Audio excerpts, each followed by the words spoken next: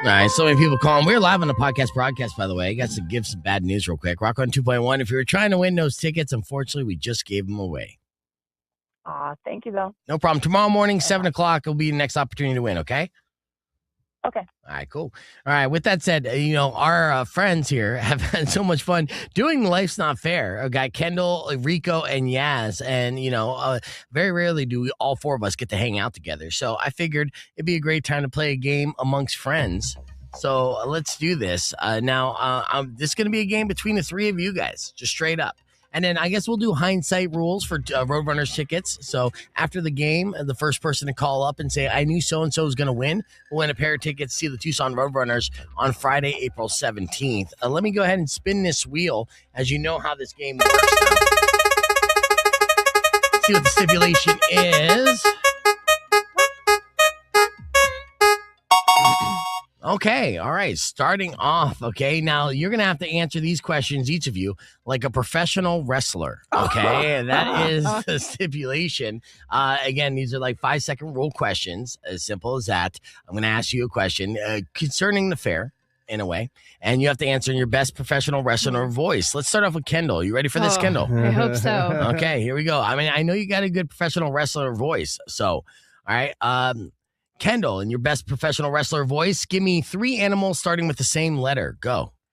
Aardvark, ants, and avatars are, I don't know, what's a... that's a fail. All right, Rico, with you. All right. 5 seconds on the clock will begin when I finish asking this question. In your best professional wrestler voice, name 3 foods you'd eat at the fair, starting with an F. Go. Let me tell you something, brother. Fried zucchini.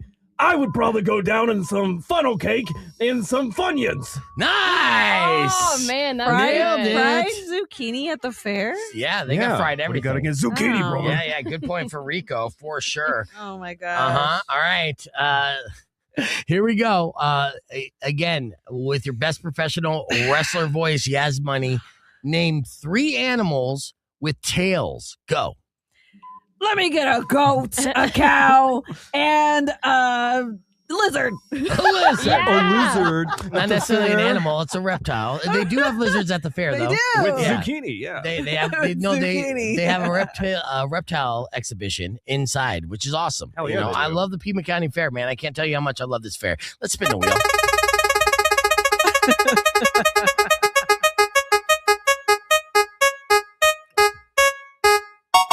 All right. Looks like in this round, you must answer questions like a pirate. All right. Like a pirate, we're going to start off with Yas Money on this. Oh, my gosh. In your best pirate voice, name 3 vegetables people fry. Go.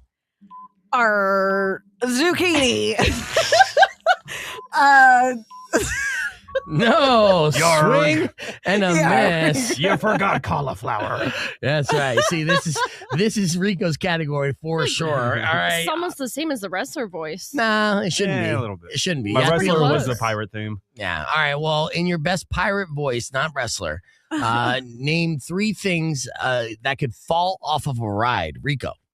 Your keys, credit card, telephone. There you go. 2 points for Rico. Wow. Killing this game. Yarg. dude. All right. Wow. All right. Kendall, in your best pirate voice, name 3 animals that make loud noises. Go. Arg, bears, owls, and... All right. Again, Rico is just yeah. running away He with this, got but don't give up. flustered. It's still anybody's game. Let's Okay. spin the wheel.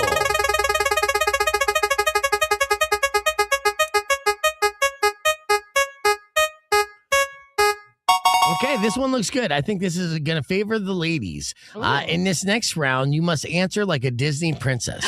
Okay, see? Yeah, gasping already. Oh, wow. Answer like a no. Disney princess. All right. This is going to favor Yas. Maybe. We are going to start off with you, Kendall, on this side, okay? All right. So, like a Disney princess, name 3 things people yell on rides. Go. Wee! Oh my God! I'm having so much fun!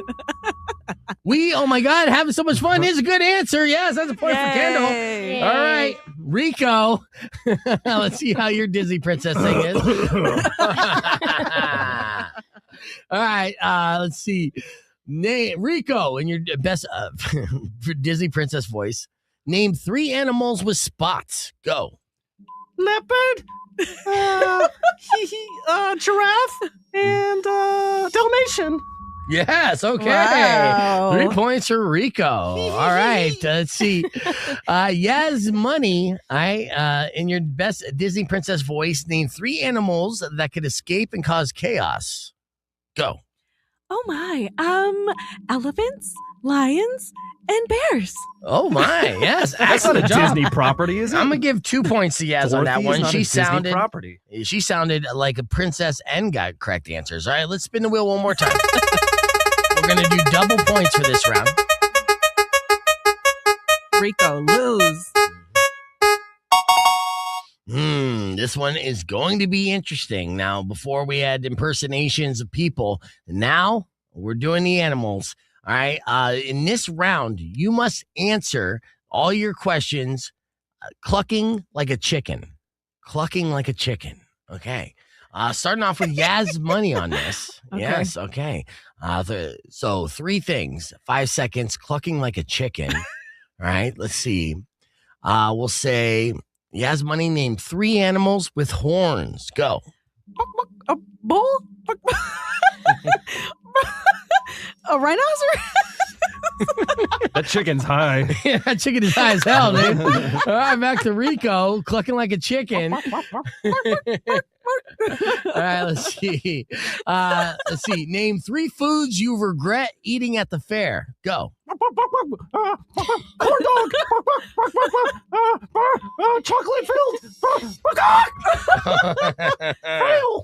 All right, and now down to Kendall's for the God. win here. Yes, okay.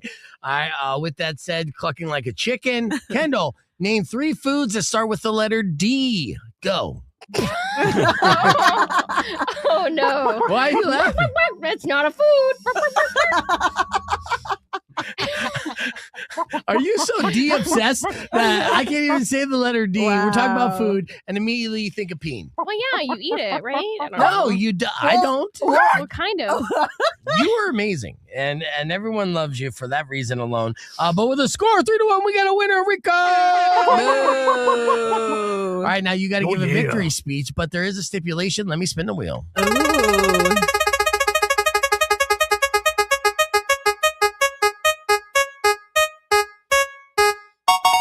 Okay, please give your victory speech like a game show host. You gotta sound like beef. I know. Yes. All right. I just want to say thanks to everybody for. No, that's not a game show. That just sounds like me. That's you got to go classic like a Chuck type of game show host. I would like to thank everybody for tuning in to Rock 1021 KFMA with Beef Vegan, where Rico is the best game show winner of all time. Yes, very good, very good. Thank you. Well done, and life's not fair. So we play these games as well. Keep that in mind because these are type of fun games we'll do on the next Beef Games. And ladies and gentlemen, there will be a next Beef Games. We'll give you that information as we get closer to that date. But we're going to hit the reset on the FM side. We got your Alpha Band of the Week coming up next, and we are live on the podcast broadcast. You can join us, youtube.com/beefvegan. Be back with more right after this. All right, everybody on the stream, thank you guys for joining us. Oh, I do have hindsight tickets I got to give away, which I'm sure someone's going to do right We're now. pulling out the KF.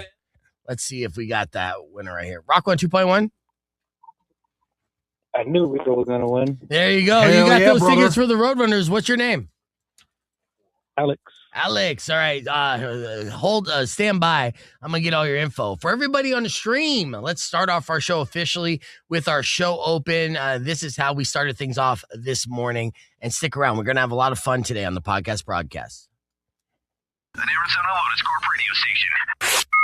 You want it? You got it. Reality radio done right. No nonsense, real and raw, just like you like it. He's corrupt, he's inexperienced, and he lies. Broadcasting from a broom closet in the Arizona Lotus Studios, it's Beef Vegan Presents.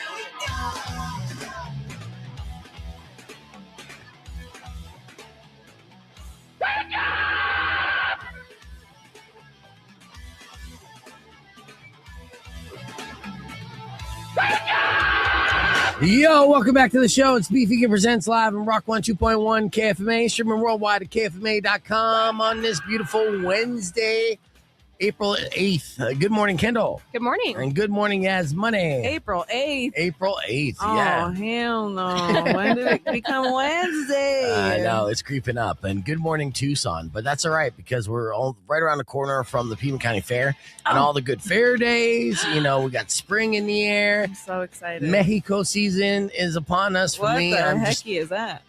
that's just random weekends to be like, I'm out of here. I'm going to Mexico. Oh, So, I like that. Yeah. I like that. Yeah. So we got to plan that. It's Mexico season, y'all. Yes, it is, dude. It's beautiful down there this time of year.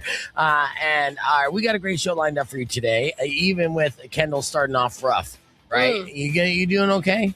I'm all right. I took a eyelash mascara roller to the eyeball, directly onto the eyeball. You know, it's crazy, though, because I was going to say before you said anything that your eyeball looks amazing this morning.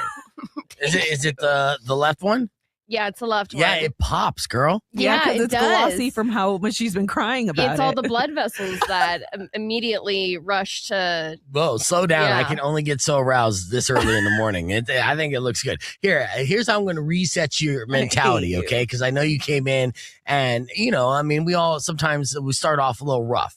But I'll give you an awe story that, you know, is going to reset your tone for the whole day. And this is good news, and it's local news. As you know, at the Reid Park Zoo, we have a baby giraffe. Did you know this? Oh, no. Yeah, so our giraffes mated at the Reid Park Zoo, and, you know, I don't know where they did it, but I'm sure it was in front of some children. Leave them alone. You've seen those enclosures. They're just wide open, right there, smack dab in the middle. That's right. Giraffe orgies were popping. All right. And with that, there was a couple giraffes who were able to mate, and they have a baby giraffe.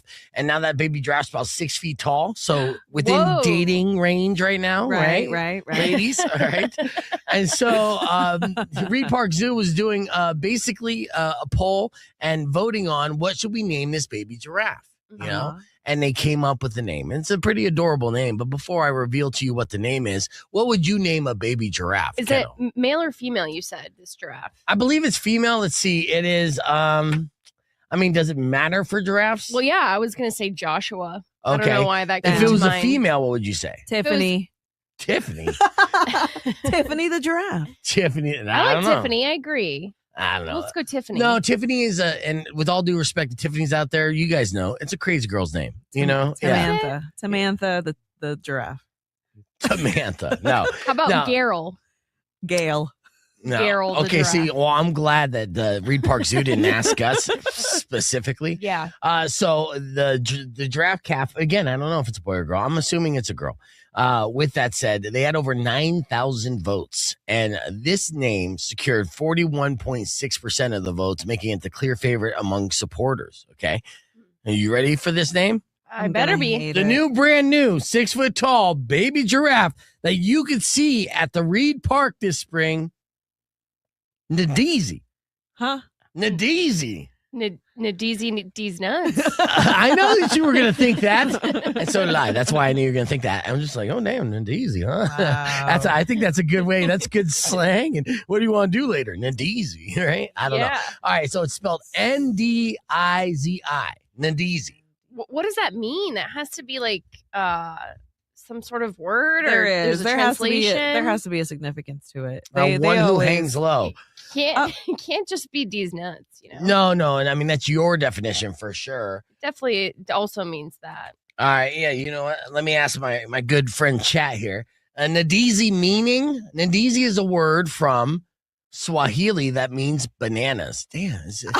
Oh my God. It's just bananas. That's You know? really cute, though. That's cute. I was gonna say it sounded like a word from its giraffe African origin. There you go. Yeah, okay. Represents, Yeah. you know, it's like, hey, this is the land that we stole you from. And so we might as well Right. name you after it. So you'll never forget that we own you. No. All right. So, N-A-N-A-S. right. And so, you know, Ndizi is bananas plural, right? And then a Ndizi moha is one banana. And then Ndizi mabili is two bananas. Look at, we're Wow. learning Oh first my thing in the morning. gosh. I know.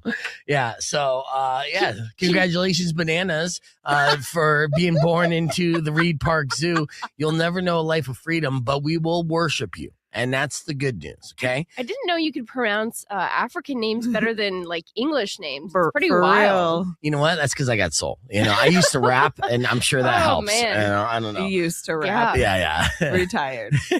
All right, so here's the deal. We got a great show lined up for you today. We're going to be hooking you up with several things, including $2,026 for the keyword at 6:30, Yas or Not, and TikTok Tells Me, F My Life's, all that fun stuff. But the big ticket giveaway that we're giving away at 8 a.m. this morning is for this band, Stone Temple Pilots, so you can see them at the Pima County Fair. So let's kick things off with a little STP. Here's Interstate Love Song on Rock 102.1 KFMA. It's Beef Vegan Presents. But y'all know the name of the show? Let's go. All right, so that was from this morning. Rico showing something real quick. Let me answer this phone call, and then we'll do Morning More on Rock 102.1. Who's this? Hello? Yo, were you trying to win those Roadrunner tickets? Yeah, I knew Rico was going to win. I know. Unfortunately, Alex called and beat you to it. But I'll continue to give out more tickets all this week. Yeah, I'll load He's you not up. trying to win tickets. He's just trying to give me a compliment. Leave him alone. Yeah. That game was hilarious. I love it. Thank you. Yeah, we're going to do it again. So and maybe we might even do it for beef games. Who knows? So appreciate it. Yeah, but there'll be plenty of tickets to give away. So I'll make sure that you get a pair, okay? Okay, appreciate it. Appreciate you. All right. And here's a quick update for Liz actually called in. Nabiri is a boy, and it means bananas. So that was the update that Liz shared with us. David is asking if we tried E.G.'s breakfast yet. Have you? You know, it's funny you mentioned this. I forgot. I literally screenshotted their announcement in their comment section because I was like, oh, Lord, they're getting dragged right now. Yeah. They were not ready for this, apparently. Oh, of course not. Of course not. Big corporate rollouts and didn't really like train anyone. And you got to adjust hours because that means these kids have to show up earlier. The whole thing. Yeah. Yeah. There's not a demand for breakfast at E.G.'s. Like, what is... They're creating it. There's always a demand for something new. So just like a Popeye's chicken sandwich, people line up around the block just to try it. So I know that because E.G.'s they're known for their chicken. Yeah, but people are still growing up with E.G., so I'm sure there's a line around E.G.'s trying out the breakfast. No, that's the whole thing. They're getting dragged. People are commenting how they will not go get the breakfast because... I know, but that's just people on the internet. I guarantee you E.G.'s is busy right now. David, did you try the E.G.'s breakfast? I didn't go because I'm doing a show, right? Was it busy? I mean, it doesn't look good on their photos. I mean... I'm going to go just because of that now. All the hate. You're going to miss it. You're going to miss it. Well, tomorrow you could try it. It goes 6:30 to 10 a.m., so we miss it for doing the show. But there's still time to get it. And, maybe tomorrow I'll see if I can DoorDash it, or it might be too early to DoorDash. But to try the E.G.'s breakfast tomorrow, I should have asked you and just Venmo'd you. I know. I forgot to. Maybe tomorrow. Yeah. Maybe next week. You're not going to be in tomorrow. I might come in just for that. Okay, well, fair. Yeah, try to get that E.G.'s money. Yeah. I mean, I'll pay for that just to try out some of the stuff. Yeah. And David's in Nevada, so he didn't try it. So yeah, and Chrissy said since E.G. switched their breads, it's not my favorite anymore. And honestly, corporate changed the entire recipe, changed the game. And I came down here from Phoenix and I tried E.G.'s almost immediately because I had one right down the street from me. I was like, oh, good. It's a sub place. I love sub places. Let me try this out. And I was like, oh, you guys love this, but I didn't grow up with it. So well, you're a nerd when it comes to sub sandwiches. I'm a fucking snob. Yeah. And I love my chain sub sandwiches. I love my sandwiches. Sandwiches are my number one food group that I just, love. I've never heard a single person aside from you talk about air pockets when it came to meat. Right. And that's how you got to do it, and you know how passionate I am about it. And Jersey Mike's is still my favorite chain. I still rank that above all the rest, but Capriotti's pretty good. I mean, there is a lot of different options out there.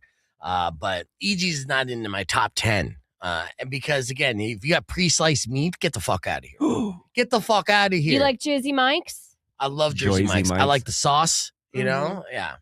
And I like the cigarette ash on there. I miss the cigarette ash. You ready for Alpha Man? Yeah. We're doing that here next, and then we'll get into our morning more and all that good stuff. So, all right, get that going. All right, here we go. Chevelle on Rock 102.1 KFMA. It's a podcast broadcast. Of course, we had a great conversation with Sam from Chevelle. You can check out that entire conversation on demand on our YouTube page, youtube.com/beefvegan. While you're there, you can check out our live stream because we are currently live on our podcast broadcast. It's Kendall, Rico, and I hanging out here on this Wednesday morning. Soon we're going to be joined by Iron Chef winner, two-time Iron Chef winner, Chef Anthony Drumgoole. We're going to talk about this upcoming Meet the Chef and all that good stuff. But before we get into all that, it is time for your Alpha Man of the Week. Let's do it. Alpha Man, Alpha Man, Alpha Man, Alpha Man, Alpha Man, Alpha Man, Alpha Man, Alpha Man, Alpha Man, Alpha Man, Alpha Man, Alpha Man, Alpha Man, Alpha Man. All right, Rico, who's the most alpha this week? The 72-year-old who fought off a crocodile. That's alpha. My God. Yes. This week's alpha proves something important. Age doesn't matter when survival mode kicks in. This guy's name is Eric Greger. He's a 72-year-old fitness trainer from Richland, Washington. And this attack happened in Cozumel, Mexico, not Washington. So don't freak out. Yeah. Eric was on what was supposed to be a dream vacation with his wife in Mexico. One morning, he went out for a routine open water swim near the shoreline, clear water, calm morning, and then suddenly something massive hit him from below. The attack was an enormous crocodile that lunged from the water and grabbed him. The predator tried to drag him into the infamous death roll, which we all know from watching Animal Planet. Yeah. You don't want to get caught in a death roll. You get caught in that death roll, you're done. It. Yeah. That's it. Check out. Yes. The spinning crocodile uses to drown and tear apart prey. At 72-year-old, the most people panic. Eric didn't. I'm thinking like Clint Eastwood in my head. Yes. Like old dude, just like, ugh. Yes. Like Probably smoking a Marlboro. I've stared death in the eyes, and you're not death today, bitch. Right. Yes. So drawing on years of fitness and instincts, he fought back immediately. Instead of freezing, he struggled against the animal, resisting the spin and breaking free from its grip before it complete the death roll. You can do that. So, okay. I know. So a crocodile is wait. going to death roll you one way. If you spin the other way, you can get out of the death roll? Apparently, I was reading more into it. The guy was like talking about his arm was stuck in one. He's like, I couldn't get out of the death roll. There's that PSI on that jaw is like beyond comprehension. Right. So he started punching it in the head.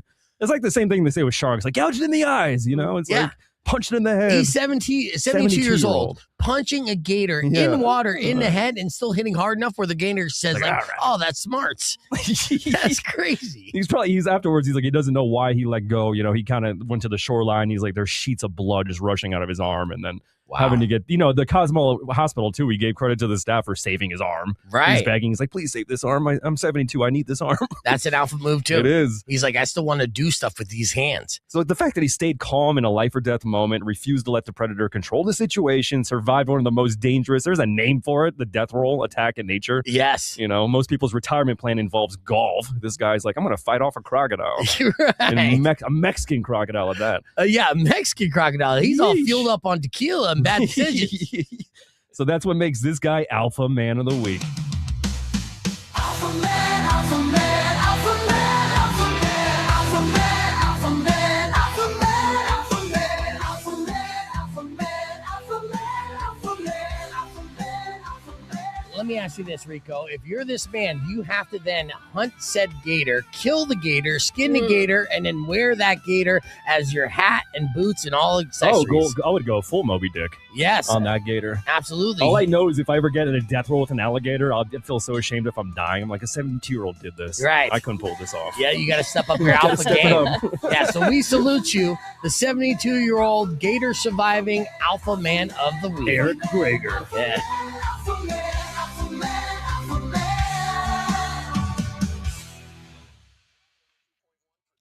All right, clear. That was great. So that was our Alpha Man of the Week, ladies and gentlemen. Like I said, we were just getting rolling here. I see what you did there. I didn't even mean to. All right, so let's get ready. So Chef Anthony Drumgoole is going to be joining us here in the podcast broadcast. Our top story on the podcast is a story that's starting to get some mainstream attention. It's a mystery that is developing, but we've had 9 scientists that are all connected to high-level information either disappear or die within this last year. And people don't understand why. So I'm going to tell you this mysterious case. We're going to kind of go down the rabbit hole there. Plus, we have headlines, and we'll talk things Meet the Chef. But earlier this morning, we did our Morning Moron, and in case you missed it, it went like this. Check it out. Vegan presents. It is now 6:14 in time for your Morning Moron. No, that's not it. Let's do it. I know, I love that bed music, though. All right, with that said, let's get in today's Morning Moron. This is a new one, in a way. I mean, it's involved speeding, which we have covered before in Morning Moron. There's a twist to this story. that is mind-blowing. Okay, so it involves a 20-year-old man in Utah, and he was pulled over Sunday evening after being clocked at 112 miles per hour in a 70-mile-per-hour zone. So, yeah, that's fast. It's on the freeway, you know. I mean, on the faster side. Yeah, you're going to get a ticket for that kind of stuff. Now, there was also a motorcycle, apparently, that was racing him or going along with him, and for whatever reason, they couldn't catch up to the motorcycle. So the motorcycle got away. That's okay, though, because when cops pulled over this young man, they realized that this 20-year-old man was not alone. He actually had accomplices with him. And this is where it gets weird. This is where it gets into morning moron territory. He had his elderly grandma in the car, along with his mother and a 16-year-old girl. He had generations riding with him. The Partridge Family, but Yeah, with dude. crime. 116 miles an hour, speeding down the freeway, elderly grandma riding shotgun saying, "Put pedal to the metal, bitch." Like, I don't know. The guy told police, "I drive like this all the time. Arresting me teaches me nothing." This is in front of his mom and grandmother, I'm assuming. They got a quote. Yeah. They quoted him. That's the quote. I'm Quote reckless. unquote, "I drive like this all the time. Arresting me teaches me nothing. I will do it again." My. The mother told the cop that her son wasn't racing. He was just speeding and trying to show off. Bitch, that is racing. Oh. Oh. So the cops are like, "We just pulled over the stupidest family in Utah." It's insane. We have to get to my nanny's appointment. Right. Now, the man was charged with reckless driving, exhibition driving, reckless endangerment, and possessing a tobacco product while under the age of 21, which in Utah is a felony. Bruh. Yeah, so, that's a lot of charges. But this is insane because today's morning moron is not just the 20-year-old who was speeding and told cops straight up that he learns nothing from this. It's got to be the elderly grandmother and the mother who are just like, "You can go fast, Johnny. You trying to hit this girl in the back? You better show how dangerous and fast you could be." Generations of not knowing any better. Yeah. I raised myself the next Dale Earnhardt. You're insane. The whole family is insane. I want to go fast. Yeah, gonna go fast. If you're not first, you're last. last. Yeah. So for basically pulling over the future Ricky Bobby. I got to say, being a Ricky Bobby, speeding with your elderly grandmother and mom, and telling the cops that you will learn nothing from this is definitely going to make you a morning moron.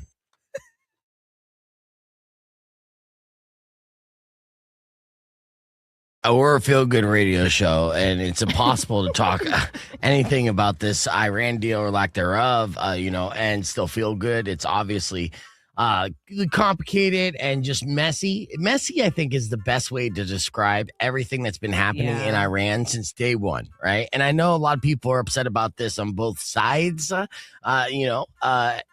that's good. At least that's unifying. Unfortunately, when it talks about unifying, it's also, this whole mess is unifying the Iranian citizens against us completely because of all the mess that's happening. So right now there's a 2-week peace treaty, right? "Quote unquote" peace treaty that's happening after President Trump threatened to go scorched earth on Easter and then said by 8 p.m. last night, he was just going to obliterate the entire country, which again, not good. Remember when this initially happened and Ayatollah fell, there were citizens of Iran who were celebrating because the regime was very, it was a terrible regime and killed a lot of people within their citizens, right? And so they were celebrating the potential savior of the West. But then quickly, they just heard you say that. Did All right, you I'll hear me scrub say ahead. Yeah, that? so Did it pick we attempted to just get caught up with the Strait of Hormuz. See, this is why I'm not on, Hormuz. You're not a newscaster. Hormuz. Yeah, I'm not a newscaster. We end up talking politics. I didn't want to do that. So I am scrubbing ahead here. Chef Anthony Drumgoole is in studio, a 2-time Iron Chef champion. A big deal here. Back-to-back winner and claiming that trifecta, that infamous trifecta. But I'm telling you, people are coming for you, man. Chef Ken is back in the mix. He's just like, "I didn't get the 3-peat." He's like, "I didn't get the 3-peat, so I'm coming back to see if you don't get the 3-peat." How much what kind of drama would it be if he makes it to the final and face off against you? It would be great. Yeah. Honestly, it would. it would come full circle. Yeah, because you got it's a Karate Kid moment, is Right. it not? Would it Yeah, seem it like would- a Karate Kid moment? It would be Back a for battle for the vengeance. ages. Yeah. I'd love to see that, dude. Honestly, we'll see what happens. And as you know, it's coming up. We'll talk those details here in a little bit. And how you've been feeling. I mean, since we last had you on, I mean, you were an engaged man. Now you're a married man. I am. You were Yeah. executive chef. Now you're a GM. Yeah. I mean, who the fuck are Damn. you? You know what I mean? I don't even know you anymore. You know? Yeah, life's been kind of crazy. He's leveled up. I Yeah. just keep signing myself up for, Yeah. staying busy. Yeah. No. Yeah, shortly after the wedding, our GM had moved to Phoenix and they needed somebody to fill the spot. And I was Yeah. like, well, And there was only one man for that job. I guess I'll try. I'm a chef, but How do you like being a GM now? it's different. It's fun. I do like it because eventually I will own my own spot, so I have to know the whole front of house side of things. Exactly. Operations, but Exactly. That's what this is, man. It's training on every level. And, that's where kind of like I'm in a similar position, but different, right? Because you just work all the different things to know all the different things. And then you're like, oh, shit, know everything, right? Not that I'm saying I know everything, but you know what I mean, right? Yeah. And so, I mean, you started what, like washing dishes, work your way up? I mean, the funny thing is most chef stories, they're started washing dishes. Fortunately, I did not have to start. You there. skip that. Yeah. You're like, yeah. I went straight to the line out of culinary school. Not that I haven't bust suds. Even as manager, I still have to wash dishes. Yeah. I'm not taking away from that. I'm sure you wash the dish or two. Like, you know how it's done. Now he gets to go, "Ugh, I'm not doing that. I wish. That is not the case. Well, he dresses nice now. And So I Yeah. still wash dishes. yeah, well, see, but that's the thing. So, like, I mean, the biggest step for becoming GM is like shopping and stepping up your like daily GM gear, right? Yeah. Yeah. Did when they gave you the position of GM, it would be nice if your company did this, gave you like a credit card and said, go to Kohl's, get yourself something fancy. That would be. They gave me a credit card, but not to go to Kohl's. Oh, okay. Where they have you That's shop? to buy stuff for the restaurant. Well, clothes. I think. I mean, obviously, as a GM, you're in a way like a fancy host, right? I mean, obviously, you got hot hostess; they're doing the thing, but you are the man that comes out and say, "This is a fine establishment. Check out how much I look like I'm in a mafia." Right? That's how you could gauge a good Exactly. restaurant or not. If Yeah. a GM comes out, looks like a schlub, be like, "This place is gonna suck." Yeah. If the guy comes out and he's like, he knows where the bodies are hidden, this is gonna be fire, Yeah. And I took my girl on a date, and I saw Anthony, and I was like, oh, he whacked a couple guys since I saw him. Yeah. He's a made man. Yeah, and the food was phenomenal. So like it fell through.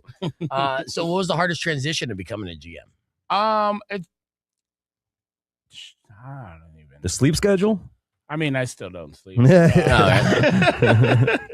That's true. I guess just like guest relations and like having to fix my face. Because my face usually says stuff before I do. Right. So like, yeah, there's definitely been some times with some guests that were unruly. Couldn't handle it the way I would. Yeah, you a wanted to line go cook or, street. Yeah. Yeah. And you had to put on like a shit-eating grin kind of thing, and it's like, Take it yeah, on the chin. so sorry. Yeah. We appreciate your business. It's so Yeah. great. Yeah. I Oh, hope you come back. Yeah. I really do. yeah, right. Yeah. And many more just like you. Yeah. Yeah, everyone. bring your whole Yeah. fucking family. Everybody. Been there. Yeah. So And yeah, it's just, like Kendall has worked in the restaurant industry. Rico, have you? Oh, yeah. Yeah, so we all been there. The service industry. That's why and every time it's like, that's what you can tell when you go to a restaurant and you see people treat the waitstaff horribly. You're like, oh, you've never worked in a restaurant. Mhm. You don't right, know, exactly. It's like people that respect tip. They're like, they get it. I don't see how anybody who could be a full-blown Karen at a restaurant has ever worked any service Right. whatsoever, right? You have that life of privilege to treat strangers who are serving you like shit, and also think, oh, I'm not going to get stuff spit on. You know what I mean? Like Yeah. I told my girl in a situation, like, because she'll return stuff if it's wrong, and I get that, but at the same time, I'm like, you know what? I'm not saying anything. No, I've seen the movie Waiting, and I've been that person, right? And I'm just like, okay, yeah, this is not how you told me to be, but I'll say it to you. Maybe take it off the bill, and have me not pay for it. That'd be great. But at the same time, don't you fucking touch it, because on the line I was just anonymous. If you send it back, I'm that guy. I don't want to be that guy. I'd rather be anonymous. Now, I'm sure in a lot of cases that's not the scenario, right? And especially at your place. But it's a paranoia that's in me because of the karma that I've instilled in myself as a young person that I don't want it to come back to haunt me, right? Yeah, definitely. So it's like when you bring that up to the waitstaff, when you have to do it, when you're like, this is completely wrong. You like go over the top to be super, super nice. You have that look in your eye like, yeah, please don't spit in my stuff. Yeah. Like, Yeah. I love you. I'm so sorry to interrupt you. I know you're working hard, but please. Yeah, even if I was didn't like say highly fettuccine. allergic, I'd be like, look, I don't want to do this, but I will die. But please, Please. just like I'm allergic to spit and boogers too. Yeah, I will die. If I taste I'm your allergic to mucus. ground dirt. I'm Right. allergic to like whatever. I'm allergic to hair. Just don't, please. Forensics will find you. Yeah. I know everyone has a bad day, and I love you. I don't love even know you. you. Yeah. Give him a hug. Yeah. So, is this fish season right now? Yeah. Okay. Definitely. Spring is spawning season for a lot of fish. Okay. Bluegill, bass, trout season's usually the beginning of the year. Okay. So they're stocking Nice. trout. Nice. Catfish will start. Did you? Summer. I remember last time. Did we ever ask you? Did you ever actually go on a fishing expedition with the bluefish tuna, the giant one? No, I That would be have so not cool. yet. That's I definitely massive. still want to massive catch one. the bluefin. For You're the not a dinners. real fisherman until you do that, by Right? the way. Definitely. So technically, you're not a Keep real telling my fisherman. boss that. I know. Yeah, Send gotta me go on the it. trip. Yeah, I'm Rock like, we have 102.1 KFMA. Welcome back to Beef Vegan Presents. We're live on a podcast broadcast with two-time Iron Chef winner, Chef Anthony Drumgoole of Oban. And he's looking to run it back to get that elusive three-peat, which I don't think many chefs have been able to do for many years now. And so, Chef Anthony, welcome back to the show. Of course, we have you on because we want to talk up Meet the Chef, which is going to be happening May 17th, Desert Diamond Casino. Yeah. Remember, that's where we get to grub out and have all these yeah. excellent chefs from all over the place compete for the chance to compete against this man. That's right. Yeah, and then you're going to be out there too, just showing off some goodies while you're there? Yeah, last year I showed up with food and everybody was like, "What are you doing?" Like, Well, this year you're the you should do it reigning- again. Well, I don't care.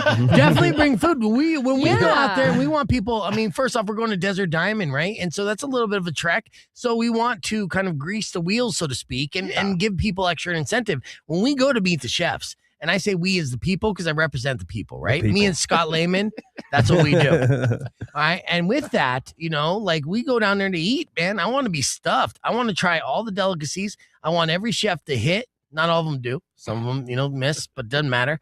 I want to try it all and see what, the best culinary experts in this town have to offer. And I want to stuff my fatty face. Mhm. Right. Yep. And so last year, what did you bring? It was like a poke nacho, wasn't Yeah. Oh, it yeah, was it was the tuna on a for crab salad. wonton. Yeah, that's Yeah, you right. son of a bitch. I Yeah, remember exactly. that. If you bring Mhm. anything less than that, we're fighting, Yeah. dude. Like, I don't care what they say. It doesn't make sense. Yeah, Like, everybody was confused last year. Oh, well, so was I because I still brought food. yeah. And everybody's like, "Well, how do we vote for you?" And I'm like, "Well, that's not the point of this. Yeah. I'm already going. You can't Yeah. vote for me. I'm But flexing. Thank you. Come to But- Oban. And that's another thing. It's like, yeah, you're advertising Oban, and that's the idea of this. So your company supports it and can write it off. And it's like, yeah, you come out and say, hey, this is why I'm Iron Chef. This is why you want to come back for the finale and see if I can run it back for a third time. And this is why you want to go to Oban. So open up your fatty little face and enjoy, like say it in a nicer way.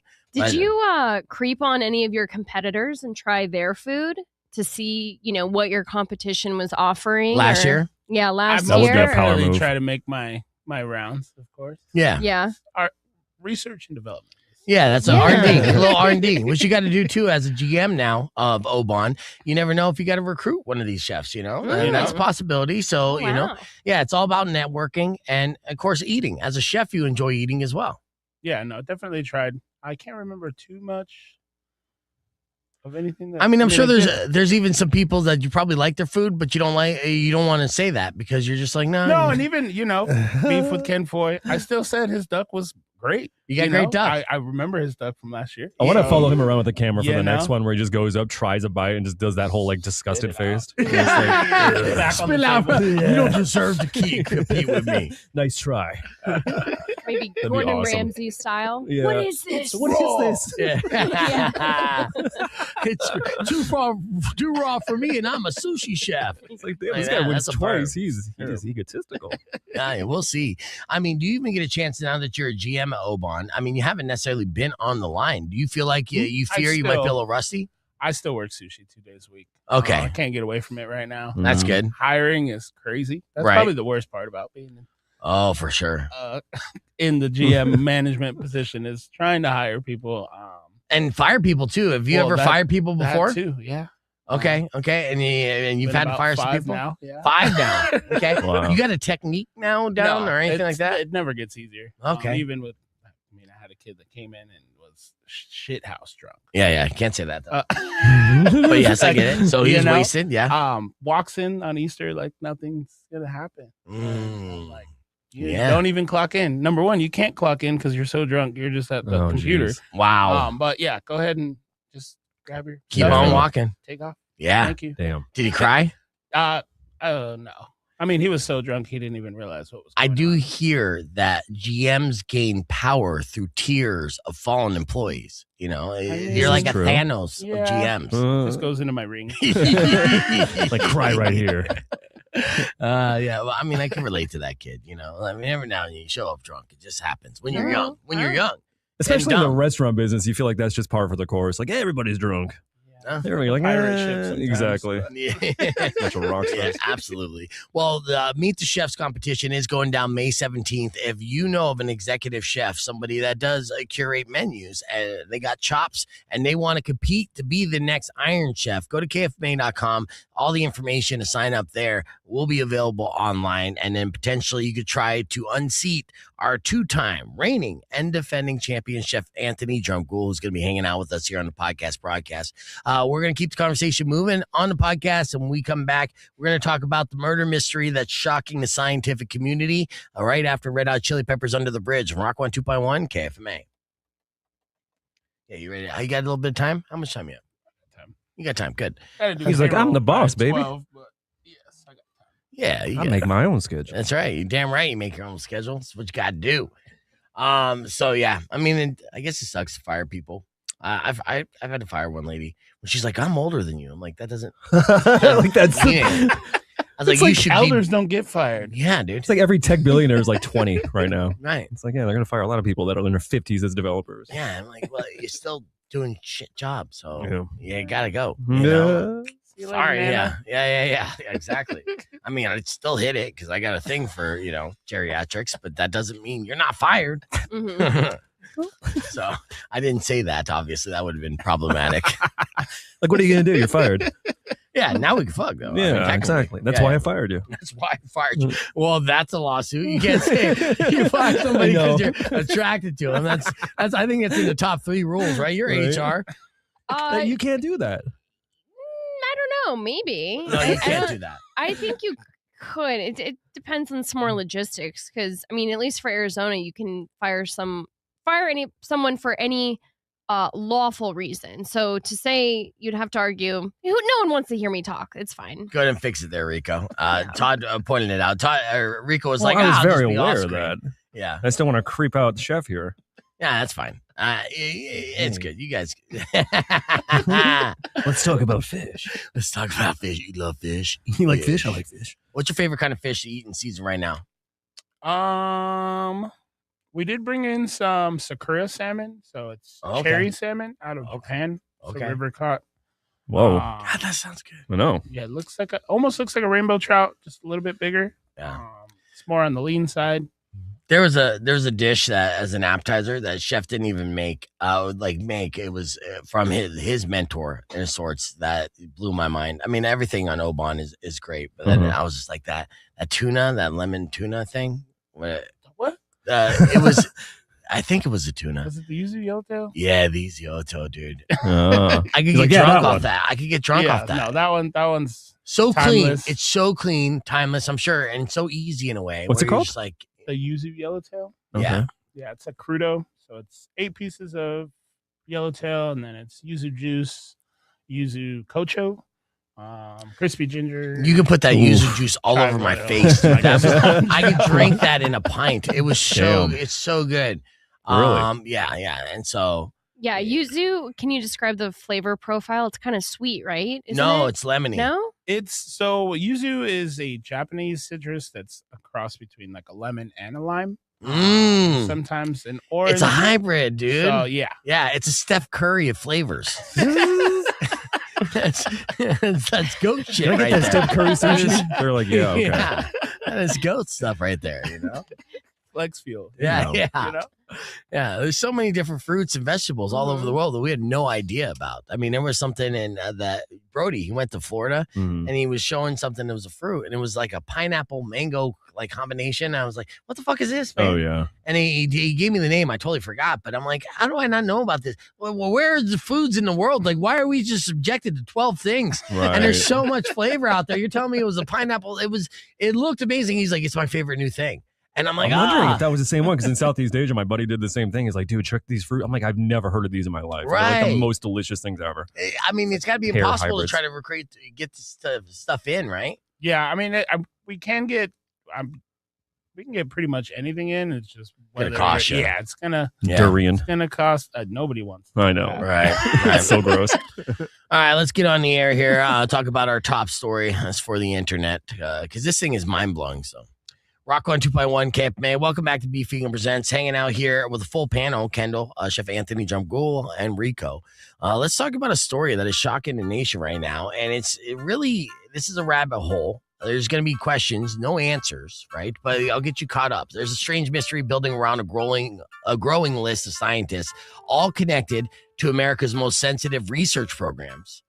And all have died or vanished under bizarre circumstances recently.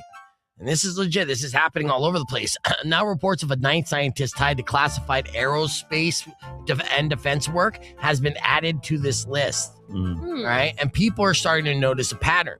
Some were murdered, some vanished without a trace, and almost all of them worked on high-level research involving space, nuclear technology, and advanced military systems. And this is not some sci-fi. This is an actual thing that's happening. So here's the pattern. 8 to 9 scientists, researchers tied to these programs worked in fields like aerospace engineering, nuclear research, advanced propulsion, defense technology, and space science. And several had security clearance or worked with classified government research. So think UAPs, right? Or anything that might be advanced on that. Some of the most notable cases with space program links, like NASA, Frank Malwad, he was a veteran researcher at NASA's Jet Propulsion Laboratory, and he reportedly died on July 4th, 2024. No public cause or death released, and reportedly no autopsy performed. So that was weird, right? The second one, Monica Reyes, she was an aerospace engineer at NASA's same laboratory, right? Co-invented a rocket propulsion alloy. She disappeared while hiking in June 2025, and witnesses say she was seen moments earlier before vanishing without a trace. They have no answer to where she is. Now, for the nuclear defense research program, 2 scientists notably tied to that. Nuno Lourinho, I'm saying his name wrong, and I apologize. He was MIT plasma physicist working on nuclear fission technology, shot and killed at home in Massachusetts. No clear motive, no suspect reported. The other one, Carl Grimmer, was an astrophysicist connected to research on water and potential life beyond Earth. He was shot in his front porch of California. That case remains unsolved. You see in the pattern here? This is all connected. These are high-level, educated professionals that are all tied in to top security programs and organizations that are one by one either disappearing or getting murdered Getting without harambeed. any reason. Yeah, dude, this really inspires the new generation, doesn't it? Now I scientist. got my skeptic Kendall here, but there's more.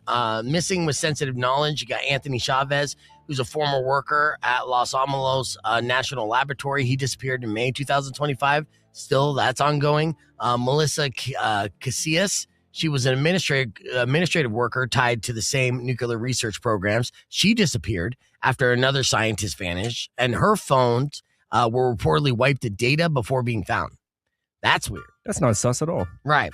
And then also military and UFO research connected. Major General William Neal McCaslin. He's a former Air Force leader overseeing classified research associated with aerospace and UFO related programs. He disappeared in February 2026 after leaving his home with his personal belongings all left behind. And now the newest case, the 9th scientist.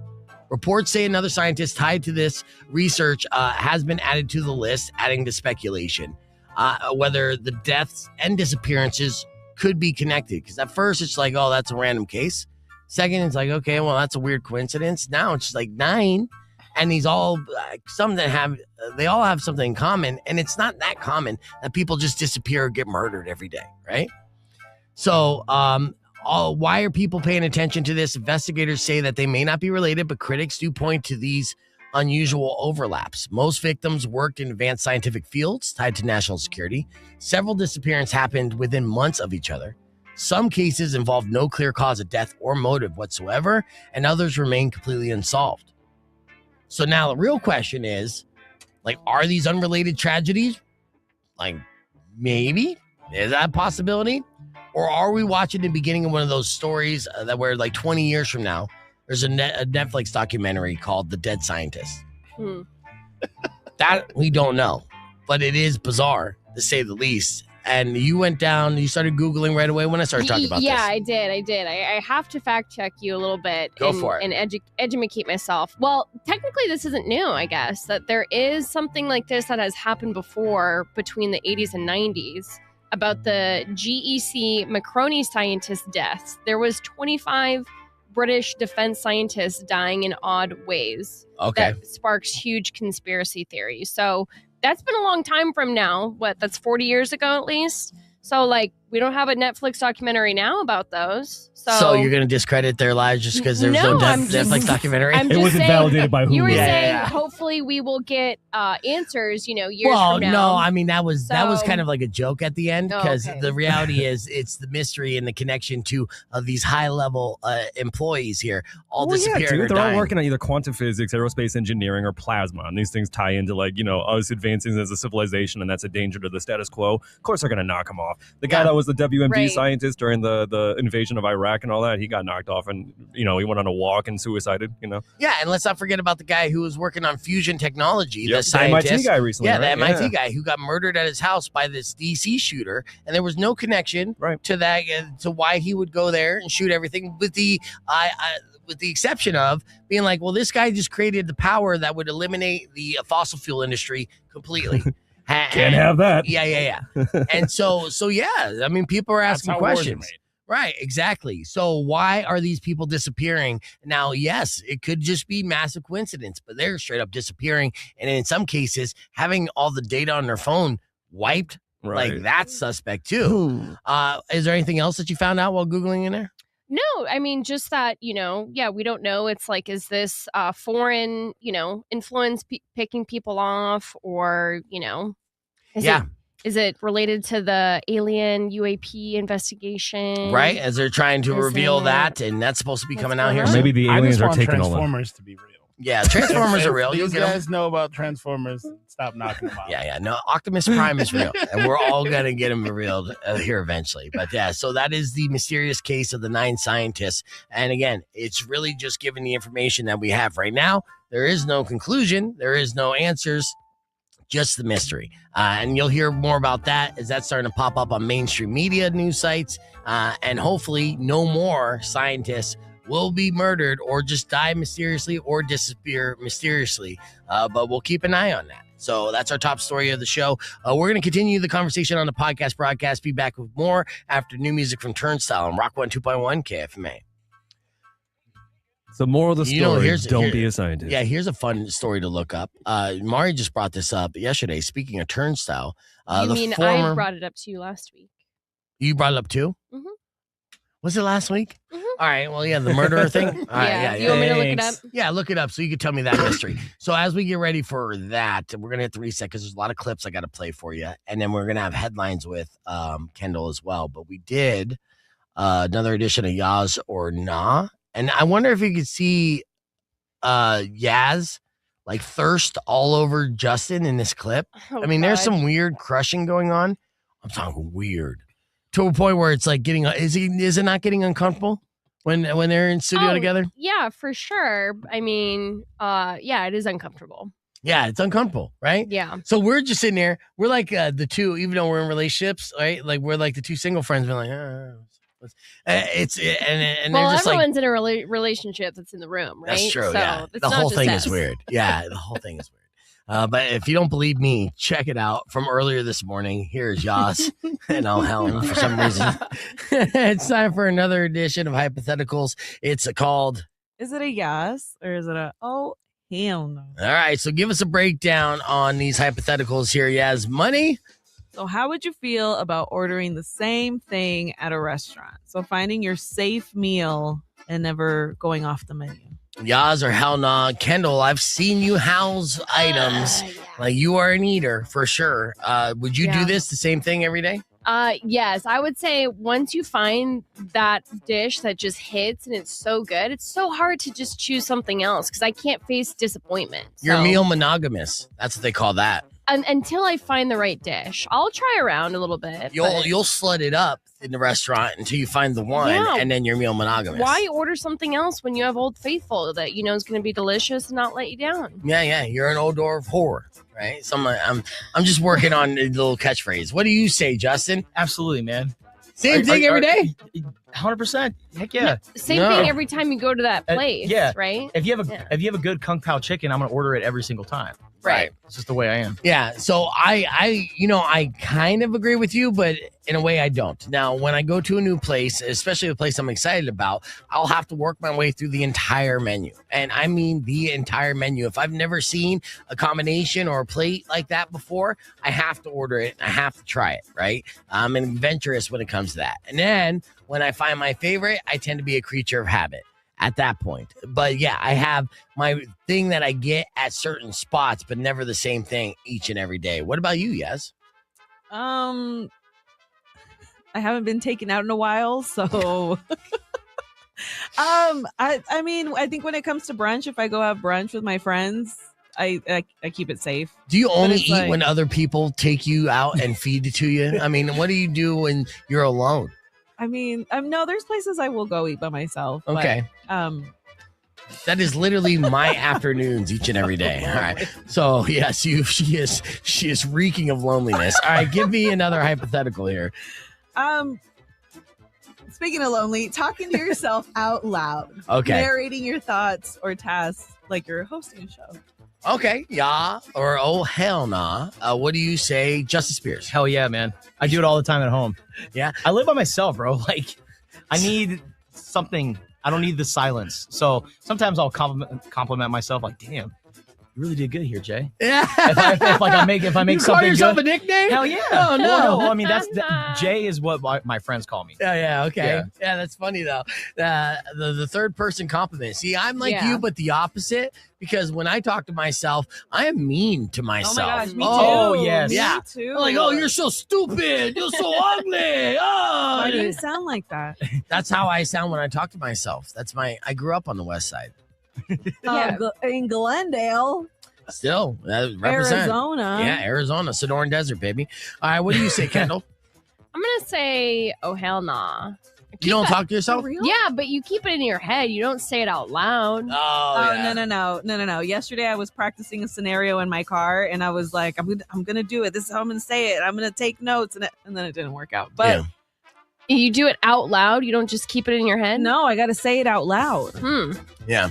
And you know what? You want to hear something too revealing? I feel like I'm like borderline Tourette's, or I have like bubbling Tourette syndrome, because out of nowhere, I'll be like, I want to F you so forever. Like my God. filthy talk. Nobody. I'm filthy talking nobody. I'm just like, just all of a sudden, porn lingo just spits out of my, like I'm driving in my car and I'm not road raging. I'm like at a red light and I'm like, yeah, you like it? The dirty slut. Like, what? Where did this come from? Like, that is interesting. I know. I think you're just stupid. That could be it. It's either that or I'm possessed. I'll go with stupid. No, because you pull some stuff like that in front of us, you're gonna get smacked. Well, I wouldn't say it in front of you. Well, then you don't have Tourette's. Okay, good. Okay. But I think it by myself. I pep sex talk me in a dirty fashion by myself all the time. Between you and Justin, that's a serious conversation. Well, yeah, You I'd guys be like- can do there. Yeah. I'll be like, hey, you just gave some good D there, B. and then you'd be like, that's right, Jay. Good job, Jay. Oh God. All right, give me one more. And Yas or hell no. taking pictures of your food before eating it, documenting your meals before the first bite. Camera eats first. That's oh hell yeah for me, dog, because I'm a social media influencer now. And so I have to. And you know what I do even more so? I'll take pictures of my food and then forget to post it. I have so many pictures of food that you've never seen on any of our platforms just because I'm just like, I started eating the food and totally forgot what I was doing. Do you take pictures of your food? I feel like I used to and I stopped. I just don't have the energy anymore because like you said, it's like, oh, you got to post it. And then it doesn't look as good as it does in real life. And I'm like, what's the point? Who cares? Well, I want to show love to motto. these restaurants, especially if it's not a chain, if it's a local restaurant, then, then I'll do a post and a tag and, try to spread the gospel. I want to know, Justin, are you taking a picture of that triple dipper? Oh, a triple dipper? No. At Chili's? Because, at Chili's, probably not. I'll take a video of me doing the cheese pull, maybe. But as far as like taking pictures of food, I would, during the football season, I go to these Big 12 cities. Yeah. And I do a food series where I only eat at places that you can only eat at that city. And so you got to document it, for sure. And I love watching those too. Thank you. So, I can't wait till you get back on the road. Till then, I know you got to do your show. Spears and Ali, ESPN 1490. Thank you, Justin Spears. We're going to hit the reset. Be back with another edition of Your F My Life right after this. Keep it right here. It's Rock 102.1 KFMA. We're back on the stream, but you see that, the love connection there. What's the Turnstile story real quick so we can share that, and then we'll get into headlines. All right, so this broke last week that former Turnstile guitarist charged with attempted murder of bandmate's father. Yeah, see? That's some family drama right there. So this is a guy who was left behind while Turnstile's blowing up, and I'm sure he was left behind for good reason. And then he's still so pissed about it because, again, that's his golden goose. That's his lottery ticket. And his life is now miserable. So he's like, now I'm going to murder everything you love, starting with your dad. So I guess they live next door to each other. Like, that's what I'm gathering from the article. Mm-hmm. Because lifelong childhood friends. Brothers. Yeah. And that he just basically did a hit and run on his bandmate's dad because they live right next door to each other. Jeez. Not good. Yeah. Turnstile, the drama. That next album's going to be fire, though. For real. Like, you tried to kill my dad. Yeah. It's going to be great. I'm sure that song was good, too. Look Out For Me. Tire screeching intros. Yeah. It's funny how Turnstile's new single is called Look Out For Me, but it's like, look out for him. He's the one driving. You're not driving. Before you cross the road. Yeah. That's a crazy story as that's developing. But Turnstile, we'll see where they go. But right now, it's one of those things, too. What sucks so bad is their band that is like legendarily were on the cusp of blowing up for so long, but grinded it out, touring consistently for years for small clubs, talking about 150 person rooms for it seemed like almost 2 decades before they actually blew. And then they're just this seasoned machine at this point. Now everyone's on the bandwagon, which is great.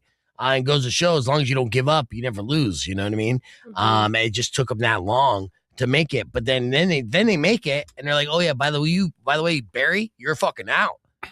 What's his name? You didn't make it. It seemed like Barry would be a good name for Barry. Brady. Close enough. It's a B name. Yeah. All guys that start with B's, you gotta watch out. Dude. That's precog. That's a little psychic intuition. Yeah, exactly. Gotta watch out for the B's, man. Give them the DB. Yeah. And I like Liz. Thank you for that. Yeah, and I think you're probably correct. It's the ADHD feeling that need to say a certain phrase or word. And yeah, you see me, and I appreciate you. 10 seconds. Get into headlines. Okay, you ready for them? Oh yes, I think so. All right, good. Yeah, that's the confidence I look for. All right, here we go. Rock 102.1 KFMA. Welcome back to Beef Vegan Presents. Hanging out here on the podcast broadcast. Anthony, Kendall, and Chef Anthony Drumgoole, the 2-time reigning defending Iron Chef champion. You could see him with the other chefs competing for the Meet the Chefs event happening on May 17th. And potentially they'll be able to run it back and become the next Iron Chef, or Chef Anthony is going to get that elusive three-peat and retire as the champ, right? Which is what we're all hoping for, right? Sir. Yeah. Actually, I'm hoping that you continue to come back. So I want you to lose this one, then come back and win 2 more, and then lose again, and for the foreseeable future, right? Because I love the food that you bring out for Meet the Chefs. All right, let's get into headlines here. Kendall, what caught your attention today or this week on the internet as far as headlines? So there's a Dutch politician that has been kicked out of her political party after editing her photos so heavily that she became unrecognizable. Oh, so she's basically like dating her. She catfished the voters, Right. basically. You know what? I wish they would do that here because a lot of people, a lot of politicians are rising to office just for their bangability. I mean, think about it. There wouldn't be any Christy Gnomes or Lauren Berberts or what is Berberts. it? Berberts. You know, I mean, these are women that are like, okay, yeah, I could a couple beers and let's go to town, right? And then also when it comes to presidents, the male presidents, they gotta look like they do it. They gotta look like they F. And if they don't, they're not votable. I mean, we had an option between Biden and Trump, and then Trump was just more effable, unfortunately, for old Biden. Young Biden. I disagree. Hey, but- speak for yourself, Biden. man. You're thinking young Biden. Yeah. Young Biden, he got it. No, even old Biden. Well, I mean, yeah, but America voted and said, I'd much rather bang that guy over Kamala, you know? That's what happened. But historically speaking, us Americans, we vote using our pants, basically. Which way? It's not even left or right. It's which way is it leaning, you know? Well, it really depends. Now we know on- how you vote.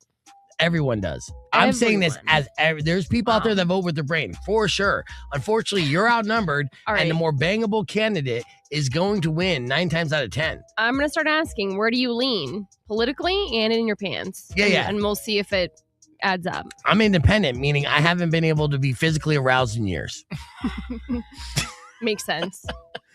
Thanks. All right, what's our next headline? All right. So, for the first time in 50 years, officials say you can now eat some fish from the lower Hudson River in New York. Anthony, Very you're descriptive. a fisherman, right? And you fish in various places around here, right? I mean, you even fish in like Park Lakes and stuff. Do you eat any of those fish? Or there's some fish you're like, I'm not going to eat that? I mean, I've definitely eaten some fish out of Silverbell. Now that I fish at Lakeside and there's spin bodies in that water, I most definitely am not. It adds to the flavor. It's all catch and release. Yeah. You afraid you're ever going Yeah. to catch one of these bodies one time? I don't know. You're I dragging really hope along so. the bottom of the I really lake. hope not. And you're like, I got a big one. I mean, Oh, I hope no. so. You might get a reward if you do find somebody. You're like, oh, I thought it was going to be a bass, and it's Nancy Guthrie. Oh, Shit. Well, yeah. that's a come up. That's twice. That is. That's it'll how be a lot bad of that money. joke was. You Let's made him hope- break. I know, and that's fair. That's fair. My bad. So yeah, some fish are edible in the Hudson. I guess that's good news for the. Some people. Well, Yeah, I mean, for some the fish. planet, did they do something different to the Hudson River to make some fish be able to be not toxic? Yeah, So RFK gross. probably changed the guidelines on that. The Hudson River.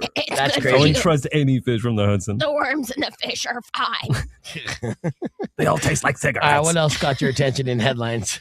Okay, the White House is asking Congress to approve $152 million in funding to reopen Alcatraz as state-of-the-art secure prison facility.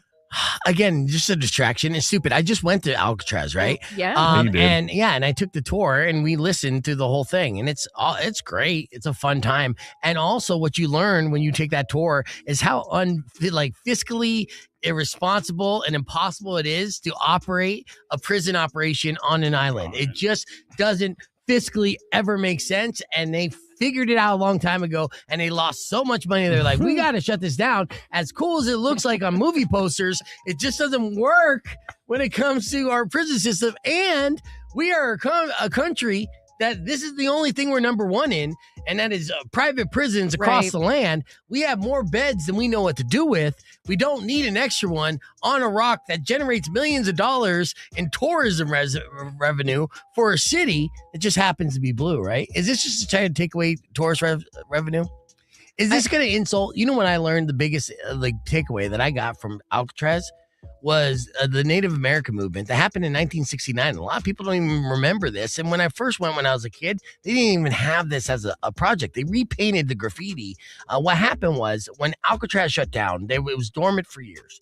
And then, a bunch of smart Native American students, read the laws of the land and said, okay, well, any unclaimed or unmanned federal land can be given back to Native Americans, right? As part of this, hey, sorry, we screwed you and eradicated your entire population plan, right? It's the reason why casinos can buy, like land now and have sovereign, nations, whatever, on Grant and I-10. Anyways, back to the point. So these kids came out there and said, okay, we're going to claim this as Native American land. And then Native Americans from all over the country then flocked to Alcatraz. And for 18 months, they lived there. Really? And it had this hippie commune. Yeah, Never heard about that. I know. Crazy. I know. And it's all like, it's such a major story of Alcatraz. Sounds like a movie I'd watch. Yeah. And if you look it up, I think there is some stuff. Now, at the beginning of this movement, of course, this is the late 60s, early 70s, people were on board. It was a very popular movement, and they were getting donations from all over the country, and celebrities being like, absolutely, this land is your land. Here's some money to, help feed you, keep it going. And then every night they would have bonfires, and they would party, and there was kids being made and everything else.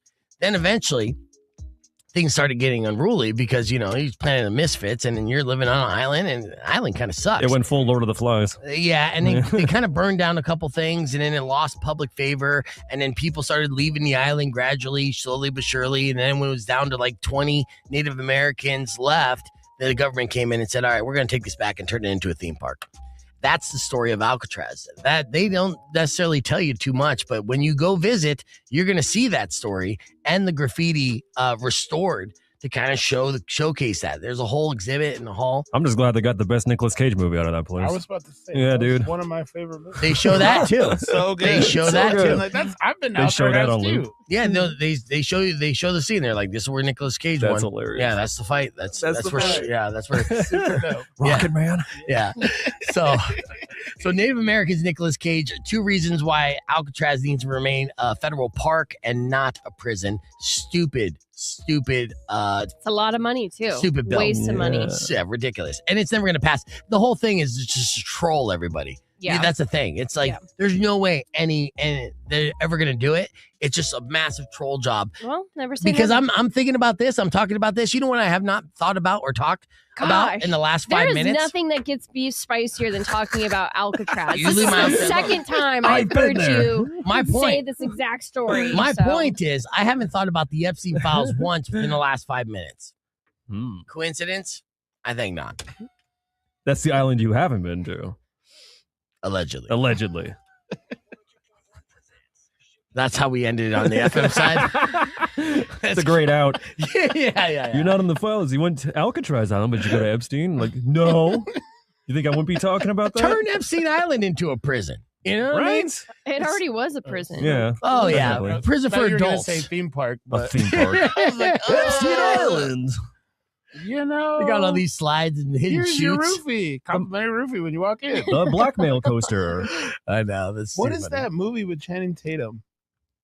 Which one? Oh, I know what you're talking about. Don't blink. Don't blink. Is that good? Insane. Was it good? Yes. Okay. Well, So what's good. it about? Check it Don't out. blink. It's essentially Epstein's Island. Really? Yeah, it's like a group of dudes that like.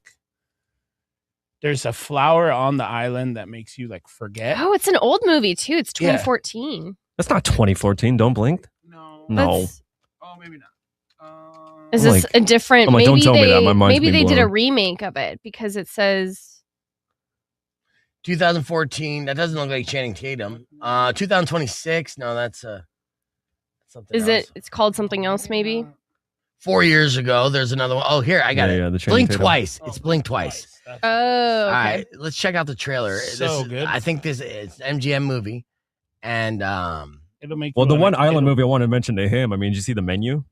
Oh yeah, That's a crazy. great movie. that's Yeah, great. that's a good It chef was- movie Yep. too. Every chef has to see the menu. No, definitely. What a great movie. All right, let's check out Blink Twice. Channing Tatum. So, everybody's dead. How about we start at the beginning? Oh yeah, that looks like it's Okay, here we go. Jess, How'd Freedom you know? Sense is my childhood buddy. Cody, I seen the reports, dude. my left and right hand man. Perfect. Tom. Hi. Great Who casting. did this? This is Frida, Sarah Frida. Keep down.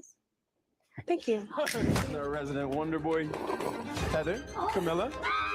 Hey, what's up, man? I don't know who that is.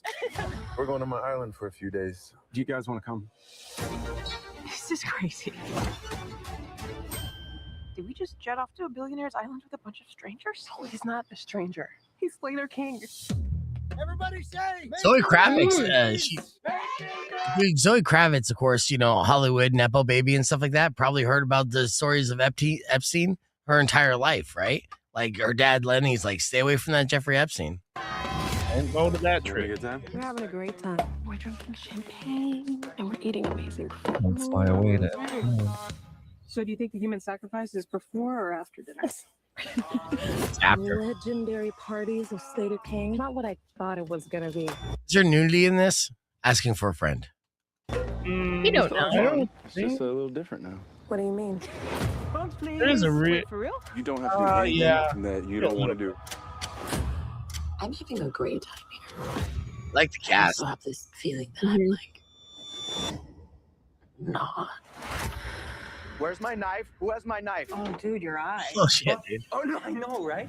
There's something weird going on here. Everybody's smiling and laughing like 1960s flight attendants. Like, I'm having a good time. I'm like, I'm having a great time. Did you feel it? There's something wrong with this place. Where's Jess? Who's Jess? My friend that was in the room next to mine.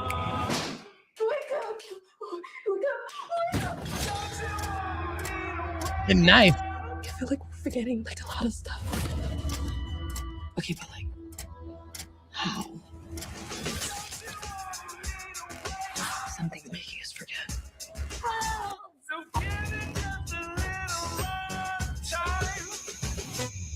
Oh.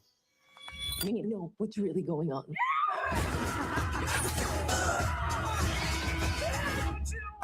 All right, gonna have to watch that. Blink twice. So yeah, nice. All right, yeah. So it's an MGM. It might be on Prime. Yeah, I Hopefully, think it's on Prime. It's like the easiest premise ever to make a good movie out of, like island shenanigans. right? It's like always going to be like, oh, Yeah, drugged and you know. it's like the one I saw recently, Primate, the monkey one. Did you ever Mhm. see that? That was wild. Yeah, I don't know. It's like a chimpanzee that goes feral. Oh, okay, yeah, no, It's- yeah, that's like Planet a horror of movie. the Ape, but yeah, exactly. one. Right. It's like a serial killer monkey. Yeah. It's amazing. Nice. All right, we gotta check that out. All right, let's see. One more clip I gotta squeeze in here for you. Before we get into everything, there was a bunch of little clips here for Hollywood news after F My Life, and in case you missed it, it went like shit. I can't. Yes. I'm trying. I know it'd be great. I'm trying to cue it up perfectly. There it is. And here we go. Weird some stories here from Hollywood and entertainment news. First and foremost, just big congratulations to the Super Mario Galaxy movie. It was massive. Did you see it this weekend? No, I haven't seen it. So it does seem like it was like, oh, it felt like it came out of nowhere, but we did talk it up and did talk about it. And you saw some sort of release. Obviously, it didn't go unnoticed. It made over $190 million domestically over the 5-day Easter weekend. So it was a big deal for, I know. Did you watch the first Mario? Never heard about it. What? Don't know nothing about it. That's crazy. Oh, hell no, Kendall. I mean, Let's is go to it the not movies. geared towards children? Why should I know about it? You know what, though? It's not necessarily geared towards children. It's geared towards nostalgia Yeah. that children can enjoy. But, you know, honestly, Mario fans and Yoshi's involved in it. Donald Glover plays Yoshi. Were you not Oh. a Nintendo girly? No. Yeah, that's it. Yeah, she's a Sega chick. So, Whatever. yeah, all right. Well, anyways, we should go see the movie. Okay. It'll be fun. I'm Down. down with that. Down. So it looks like a Super Mario Galaxy movie will be in theaters for a little bit because it was a massive weekend. All right, this is the deal. You know, Taylor Swift obviously is a massive superstar, right? We know this, and she has 24/7 bodyguards, as she should, being a megastar. But she even has bodyguards for her wax statue. That's how famous Taylor Swift is. And this is weird that they have bodyguards for the wax statue. And the reason why is because we're all creeps as society. And I'm not even talking even just all men. I'm sure female Swifties just as creepy. The reason why they have a Taylor Swift wax statue in Ireland that has constant security is to make sure fans don't rub her boobs. It's in Ireland. I was wondering. I'm like, is this not in Madame? We whatever? we have one there too. Yeah. There's wherever there's a wax statue, Taylor Swift's going to be involved, and you're going to try to feel her waxy boobs. Now they don't want her chest to become discolored from tourist hands like a local bronze statue has. Apparently in Ireland, they love copping a feel on hard metallic breasts or any kind of statuesque breasts. It's like we're here. We think Ireland, we think four-leaf clover for luck. Mm-hmm. In Ireland, they think like B cups are luck. That's amazing. Whatever gets your mind off the gloomy, dark days they have out there, you know? I mean, it would make me feel good. I mean, it's no overcast today. There was an overcast yesterday, you know? I mean, feeling some boobs probably would have made me feel better about that. At least lucky for my day. But yeah, that's pretty funny. So 24/7 security for a Taylor Swift statue. So Irish people, don't feel it up. You know, I felt up Tupac when I saw his wax statue. Where, his chest or something else? Just all around, you know. You felt up everything? I was taking selfies with him and stuff, getting close. How accurate was the statue? 100% accurate? It looks really good. I'll have to dig up an old picture. I did that, but with Elvis. You did it with Elvis? Yeah. Okay. Now, did you guys feel the crotch? No. I didn't want to get thrown out. I had just gotten there. Okay. Yeah. I don't think they mold that part of their body. Well, that's what I was going to ask. Was it 100% accurate or 98% accurate, right? So I know you felt Tupac's butt. Mm-hmm. Yeah, no, just 98%. It's just nice because he's kind of a shorter guy, so it kind of fit me well. Yeah, you know? yeah. Oh, yeah, for sure. It would have been ideal. I know. You know what I just watched yesterday, ironically, was just the throwback clip of Coachella, because Coachella's this weekend and next weekend when Snoop Dogg and Dr. Dre performed with the hologram Tupac. Oh, yeah. Oh, and whoa, of course, yeah, I forgot about that. And it looks dated now. That was in 2012. So that was like 14 years ago. I was in college. Yeah. But just imagine how many people at Coachella were on hallucinogenics who thought that was real. And there were so many reports of people like, Tupac is alive. I've seen it.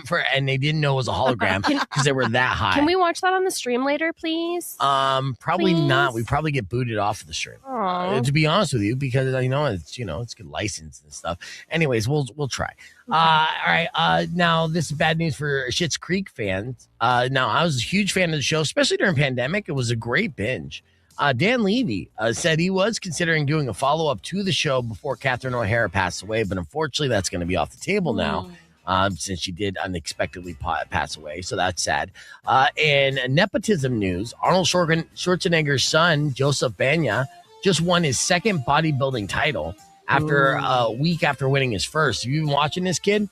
I've seen this kid, yes. He looks just like a mini Arnold. Is this the kid from the Love Child? The Love Child. Yeah. Oh, Yes. I don't know what he looks like. Pull him up. I don't know what he looks All like. right, go ahead and pull him up there, Yeah. Kendall. So he looks like Arnold, like a Latino version of Arnold. Oh, So if you don't I know, love that. Arnold Schwarzenegger banged his maid back in the day and ended up having a love child for the first 15 years. Rock 102.1 KFMA. Welcome back to Beef Vegan Presents, live on the podcast broadcast. Going to wrap things up here in just a little bit as we're hanging out here with our crew. As you know, our crew, Kendall, Rico, and then Chef Anthony Drumgoole, the two-time reigning defending Iron Chef champion, who's definitely going to be at the next Beef Games.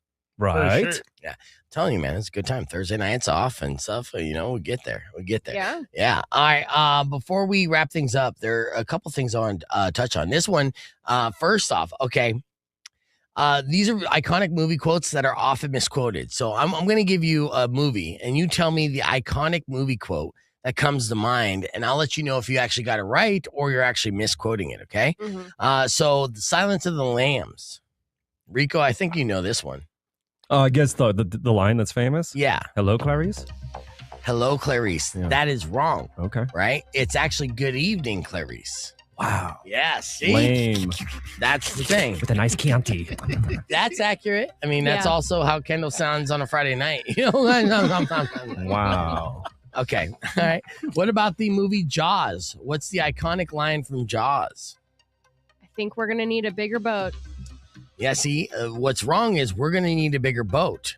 The right quote is you're going to need a bigger boat. Mm-hmm. Right? All right. What about the movie Saw? The movie Saw, legendary horror film Saw. You want to play a game? Do you want to play a game? Right? That's wrong. What? Yeah, no, it's basically how I say it. I say, Rico, Kendall, I want to play a game. So you're Jigsaw, basically? I'm basically the Jigsaw of the radio, in case you haven't figured this out yet. You know? You see my makeup. We should put you in a little Jigsaw costume for the next Beef Games. Yeah, there's anything little about it. Yeah. Well, you know what? I should ride out. If I ride out on a tricycle next Beef Games, that'd be fitting. Right? Yes, I do your could makeup, do that. little swirls. No, and come on. We stop maybe there. put a We stop wig. at the tricycle. I want good Stop at the images and stuff. tricycle. Yeah, dude. You could We can can change you Photoshop out it in later. costume. No, you can Photoshop it later. But I'm riding on the tricycle the next one. All right, Wizard of Oz. What's the famous quote? I don't think we're in Kansas anymore. Or Yep. we're not in Kansas anymore. No, I mean you were close. So the wrong quote that people not usually say is Toto. I don't think we're in Kansas anymore. But the right one is Toto. I have a feeling we're not in Kansas anymore. What? Yeah, it was 1939. They spoke weird back then. I have a feeling. Yeah. What a weirdo. It's not even I have a feeling. It's I have a feeling. I have a feeling. Yeah, Kansas chicks. You know what I'm saying? Yep. Yeah. All right. Snow White and the Seven Dwarfs. That's a famous line that comes to mind, right? What is it, Rico? Mirror, mirror on the wall. Right. Who's the hottest bish of them all? No, see, you got that wrong. It's not Bish. Oh. Yeah, no. It's actually Magic Mirror on the Wall. Who's the fairest of them all? Wow. Everyone says mirror, mirror on the wall. Is that kind of like a Mandela effect type deal? Yeah. Does it not feel that way? All right. What about Forrest Gump? Give me the quote. Life's like a box of chocolates. You never know what you're gonna get. Lieutenant Dan ice cream.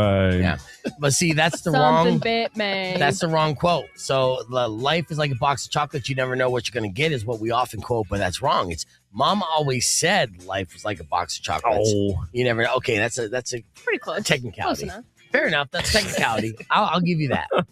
Okay. Star Wars Episode 5, The Kendall Empire knows Strikes this one. Back. You know, we know this. Well, yeah, give it to me. The wrong is Luke, I am your father. That's but right. the correct is no, I am your father. Yeah. It was before Maury Povich became a thing. You know, Darth Vader was the original Maury Povich. All right, Did this little dance. Yes. Another classic film that people are constantly misquoting is Field of Dreams. You remember the Field of Dreams line? Anthony, no? If you build it, they will come. Yeah, if you build it, they will come, right? But that's actually incorrect. They actually say, if you build it, he will come. Wow. We like to mix up the he's and the theys, don't we? Yeah, well, the you know, singulars and the plural. as society. Yeah. And then, you know, that's why, you know, some brainiac years ago said, why don't we just call everyone they? And it eliminates all the confusion. Yep. You know? And I'm like, yeah, he's I like onto that. something. Yeah. Except when I'm ordering and then I order multiple meals and they is just one person who wasn't that hungry to begin with. He's a fatty. He's fatty now. All right. Unfortunately, that's all the time we have for the show. But I'd like to thank everyone for listening and riding with us. We'll do a little overtime on the podcast broadcast. But Chef Anthony Drumgoole, thank you for coming in and hanging out with us. Good luck in Meet the Chefs. Well, Meet the Chefs, come out, bring some food. Good luck in the next Iron Chef. But Meet the Chefs is May 17th. We'll hope to see you there. Go to kfmania.com to get all your info. Till then, you guys enjoy the rest of your day. Drive safe, ride safe, and as always, rock local. Later. You said KF Mayday. Did I say KF Mayday? I think so. Oh, not KF Mayday. My bad. And to all your grief. But if you've been I or trying to bag, think it was hard. I will knock out all You did your it, though. teeth. Did it, Joe. We did it, Joe. We did it. Yay. All right, somebody called. Rock 1, Yeah. Hey, I got the best one for you from Tombstone. Okay. Ooh. Instead of I'm your huckleberry, it's not I'm your huckleberry that everyone says. It's I'm your hucklebearer. Like the Because the coffin handles carrier. on a casket back in that day were called Oh, huckle. wow. I didn't know about that one. See, I've heard back and Listen forth to on it, that. bro. Listen to it and try that one out tomorrow. And see, everyone's going to get it wrong. All right, fair enough. I You say appreciate it. the You heads say up. it right. Yeah, you do Go say ahead. it right. Say it right. Oh, he's saying peace. Oh. Yeah, he's out. I want to hear him say, I'm your hucklebearer. Bearer. Listen to it.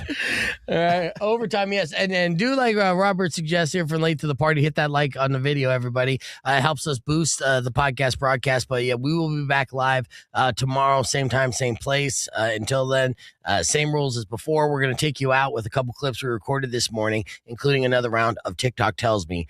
Thank you for watching. That he had a father with this woman and later on embraced it. Now it looks like they have a great relationship and he mentors I him. thought they always always had a great relationship, No. but they just didn't have. When he was still with Maria Shriver and had 4 kids with her and is married to her, he tried to deny it the whole time. All right. You see it? All right. So she's not on mic. She does not do radio. That's fine. All right. So as she's ogling over Joseph Benya. Yeah, he looks like it. All right, moving forward here in Hollywood news. For those Spaceballs fans out there, Spaceballs 2, or whatever it's going to be called, is scheduled for an April 2027 release. So a year from today, we should get a Spaceballs 2. That should be very interesting, and we'll wonder to see if that holds up. But a movie that's going to come out here a lot sooner is that Michael Jackson biopic, Michael. Now, that's set to be released on April 24th. I can't wait to hear Herb Stratford's review on this one. And we are actually very excited about this because we're like, you know what? It stars Michael's nephew, does kind of look like him. How accurate will it be? Well, initially, when they shot it, it was going to be extremely accurate, including all the allegations of child molestation against Michael Jackson. Yes, but they decided to edit it out, and the Michael movie underwent $15 million worth of editing and reshoots to remove any and all references to child molestation due to the legal issue, because it's still an ongoing thing. So they were going to attempt to address it. And anyway, and paint it in any kind of way. But since there's still ongoing lawsuits, civil lawsuits, things like that, they're like, no. And honestly, legally, it makes sense, right? Because this is a multi-million-dollar blockbuster movie, and they could portray any story they want to tell, and they could change the public perception. Oh, of course, they're going to advocate for his innocence. Yeah. Absolutely. Oh, you know it, and be like, no. See, I mean, I watched Michael in this scene. All he did was take him on a little merry-go-ride, or merry-go-round ride. It was great. It was totally innocent, and they will mistake that for the actual reality. Either way. If you're going there to try to get caught up on all the Michael Jackson stuff, that's a big chunk of his life that's going to be left out of it on purpose, but not initially. And it cost them a lot of money. I feel like in a way that still kind of sways opinion, because it's like, oh, just remember the good parts of Michael. Well, when it comes to, biopics, they usually do tend to focus on the good. So even like Straight Outta Compton, that was a good biopic, but they skipped over all the like Eazy-E and Dr. Dre beef years, which I think really ruined the movie. I don't know. So It's fun. It's funny because for the longest time, my friend was just joking with me, but then I realized, like, I don't think he was joking. I think it was serious. He was like, "How are they going to end it?" Right. And I was like, "Well, he dies," and he was like, "No. But how are they going to end it?" And then, I forgot about everything else that happened after he died. Yeah, no, and that's the thing. I don't see it going all the way to his death either. I think they're just gonna cut it off at a high point of his career. Well, we'll see, and that wasn't necessarily going to be the case initially. Considering that they had to go back and reshoot all this and stuff, it looked like it was going to go deep into his entire life. And address some of these allegations. But now, with, again, legal reasons and not creative reasons, they're taking that stuff out. So, yeah, they're going to have to end it on, the Black or White tour or something like that. We'll see when Michael drops in theaters on April 24th everywhere, but that's got you caught up in Holly Weird. We're going to hit the reset, be back with another round of TikTok Tells Me after new music from Board the Dust and the throwback from Black Sabbath. Keep it right here. It's Rock 102.1 KFMA.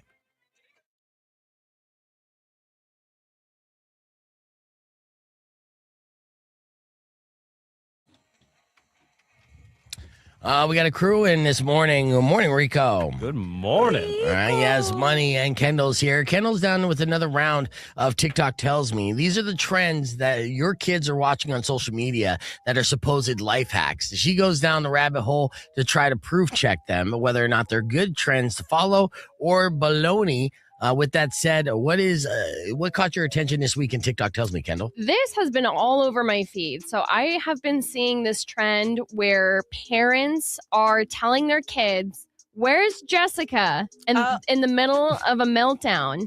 And then that gets them to calm down and completely distracts them. You've seen this, I've seen this. They've been doing it with toddlers and babies. It's a big thing that's been trending. Where's Jessica? Yeah. So, yeah. Is that the adult equivalent of 6'7"? They're crying and they go, "Jessica, Jessica, get in here. Where is Jessica? Yeah. Wow. Okay. And this is distracting enough to the baby to be like, yeah, where is Jessica? Who is Jessica? What is going on? So a new parenting technique is to just basically confuse the kid out of frustration. There's literally going to be a whole generation of kids that share this trauma bond of I was crying, I needed my comfort and my needs met, and I instead just got, where's Jessica? Yeah. And I was told about a sister that I've never appeared. There's going to be like a weird, Freudian thing where they're dating a Jessica later in life. Yeah. Like, why are you dating me? Because my name's Jessica. Or people growing up, instead of having mother or daddy issues, they have Jessica issues. The abandonment of Jessica never showing up, but always being promised to Jessica. I mean, I have Jessica issues. Yeah, you do. Yeah, Absolutely. my sister's name is Jessica. So, Yeah. So it might not work for you. Okay, so did you go down a rabbit hole on this? Did you check the psychology, behavior, the maybe long-term ramifications, which I'm sure is too soon to know, but it is interesting to see that this is a trend that parents are not doing. Yeah, I mean, it definitely can help. All the videos that I personally saw, it worked. Yeah. I feel like that is a technique where distraction, so anytime I'm with friends, family, their kids are having meltdowns, I do what I can to distract them. Right. So I'm excited to now pull out where's Jessica and see. So it's situational. It's a little bit mixed, but I think it's worked well in all the videos I've seen. Well, we'll see. Yeah, there's no doubt that it works. We'll just see, again, as they grow older, what type of subconscious or subliminal trauma you might be creating doing this tactic. I don't know. I mean, maybe I'm being being a worry wart, but yeah, I mean, it seems interesting. It is a mind F for toddlers, and it's kind of funny too, though. They're all crying and super sad, and all of a sudden, like looking like, what? We have a Jessica? What is she? I did see one kid who started looking around, and then eventually he started looking because then the mom was like, "Do you know where she is?" And he started laughing. He's like, "No, I don't." It's pretty cute. All right, well, maybe that's a hack that you guys could try for all you young parents out there. What's something else that TikTok told you? All right, it's gonna be a little weird now. So this trend says that putting breast milk in your pink eye, in your child's pink eye, is a natural way to clear it up. That's disgusting. And have you ever been squirted in the eye with breast milk? Anybody? I mean, you breastfed? Yeah. Not yet. Because it shoots out, right? Yeah, it does. I mean, it can come at you fast. Oh, yeah. That's a fun machine gun kind of thing. I dated a girl that was still feeding after her kid was like 2, but she was still loaded up. And she chased me around the house one time. Pew, pew, pew, pew. It was wildly erotic, but also I was like, don't squirt me. It was Stop it, Jessica. Yeah. With that, though, I wouldn't want it in my eye. And it is still like a body fluid. I think everyone tries to prevent body fluids going in the eye, right? But breast milk contains antibodies. And it's good for you, right? If it's good for babies. It's literally what, my immune system went down because I was breastfeeding, because I was giving all those good nutrients out. Right. So my breast kid. milk is like a magical fluid. Okay, so wonder what creepy scientist thought of that first. Yeah. How he came up with that. It's like, I accidentally spilled some in my eye when I was going through. No, it wasn't even a creepy scientist. It was just an a-hole mom who was just like, stop crying, bam, squirt right in the eye. Wow. Do you think it would work, Rico?